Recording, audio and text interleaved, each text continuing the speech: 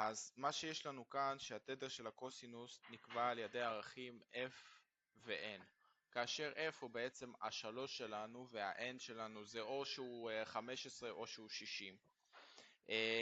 כמובן שזה אומר שככל שה-n שלנו גדול יותר, ככה האות יעשה פחות מחזורים, מה שיגרום לתדר נמוך יותר. אז ההשוואה שלנו בין y של n ל-g של n, ניתן לראות כי y של n מורכב בעצם מהאות של x של n, כאשר ב-n ב-x של n, ה-n הגדול הוא 15 במכנה.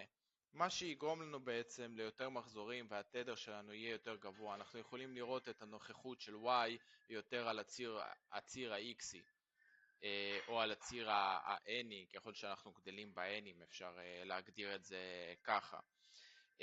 ואנחנו רואים לעומת זאת את g של n שמופיע הרבה פחות בסקאלה של ה-n'ים, הוא מופיע הרבה פחות בנקודות על הגרף של ה-n'ים, מה שבעצם גורם לכך שהוא יעשה פחות מחזורים והתדר שלו יהיה יותר נמוך. אז זהו בעצם ההבדל האנליטי שלנו בין y של n ל-g של n.